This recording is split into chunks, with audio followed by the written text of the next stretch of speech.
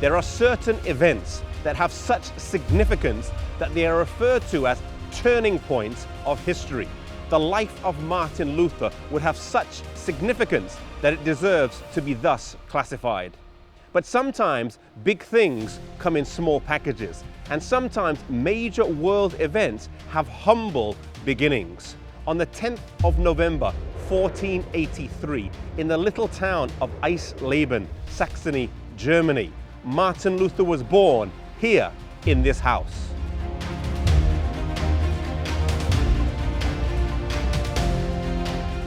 As with the early apostles, Luther did not come from the wealthy, well-to-do classes, but from the ranks of poverty. Here in his home, we can see evidence of his family's humble beginnings.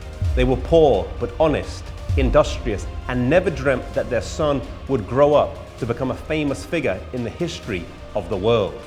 His father was a miner, working long hours to provide the means for Luther's education, hoping that he would one day become a lawyer. In spite of his father's hard work, the family was so poor that Luther would sometimes have to sing from door to door on the way to school in order to obtain food.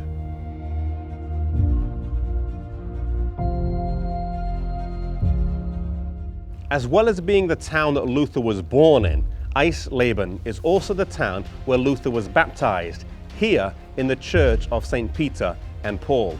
It's also the town where he preached his last sermon in the church of St. Andrew, and it's here in this town where he lived before passing away.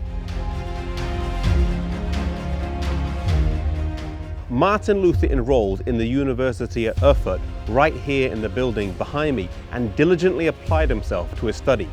One day he was in the university library and found a copy of the Latin Bible. He had never seen a Bible before, being ignorant of its very existence. He had heard portions read in worship, but had never seen the whole Bible, and now for the first time in his life he gazed upon it as a whole. Luther graduated with a BA in 1502, and 3 years later in 1505 he attended this Augustinian monastery. His father was very disappointed in him, and this put strain on their relationship, and it was 2 years before father and son would be reconciled to each other again. It was an earnest desire to be free from sin and to find peace with God that led Luther to seek the monastic life. While here in the monastery, he would often spend time reading and studying God's Word.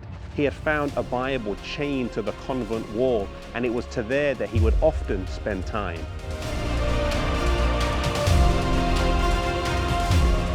Luther was a very pious monk, and if salvation could be obtained through his works, then he would most certainly have been entitled to it.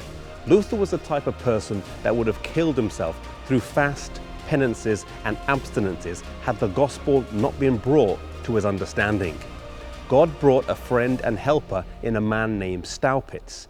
He was a professor of religion at the University of Wittenberg and was the vicar general of the monastic order to which Luther belonged. Their history was a very long one, but the most important thing about their relationship was that Stout Picks soon realized that Luther, in his desire to serve God fully, was not truly living a gospel-centered life.